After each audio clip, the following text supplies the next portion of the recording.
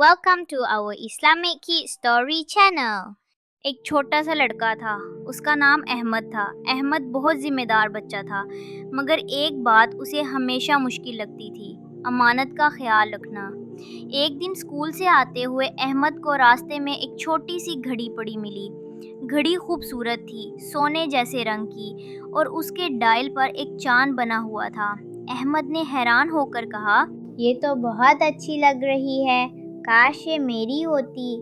پھر اس نے تھوڑا سوچ کر کہا، لیکن شاید کسی کا قیمتی سامان ہو۔ وہ گھڑی اٹھا کر گھر لے آیا اور امی کو دکھایا۔ امی نے نرمی سے کہا، بیٹا یہ تمہاری امانت نہیں، ایک مسلمان کی پہچان یہ ہے کہ وہ امانت کبھی نہیں کھاتا۔ احمد نے سر ہلایا، مگر دل میں خیال آیا، لیکن مجھے بھی اچھی لگ رہی ہے۔ اگلے دن اس نے فیصلہ کیا کہ گھڑی اسکول میں ٹیچر کے پاس دے دے گا۔ وہ گھڑی لے کر اسکول گیا اور ٹیچر کو کہا، ٹیچر یہ مجھے راستے میں ملی تھی، شاید کسی بچے کی ہو۔ ٹیچر نے خوش ہو کر کہا، احمد تم نے بہت اچھا کیا۔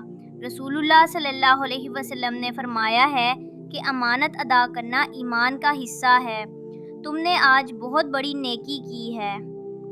دوپہر میں ایک بچہ روتا ہوا آیا اور بولا، میری گھڑی کھو گئی ہے، وہ میرے ابو کی طرف سے تحفہ تھی۔ ٹیچر نے مسکرا کر کہا، احمد نے امانت واپس کر دی ہے، یہی تمہاری گھڑی ہے۔ وہ بچہ خوشی سے چمک اٹھا، شکریہ احمد، تم نے میری بہت بڑی مشکل حل کر دی۔ احمد کے دل میں سکون پھیل گیا۔ اس نے دل میں کہا، اصل خوشی تو چیز لینے میں نہیں بلکہ نیکی کرنے میں ہوتی ہے۔ اس دن احمد گھر لوٹا تو امی نے پوچھا، کیسا دن گزرا؟ احمد نے مسکرا کر کہا، امی آج میں نے امانت واپس کی اور مجھے ایسا لگا جیسے میرے دل میں نور بھر گیا ہو۔ امی نے پیار سے کہا، بیٹا یہی مسلمان کا کردار ہے، اللہ تمہیں ہمیشہ سچا اور امانت دار رکھے۔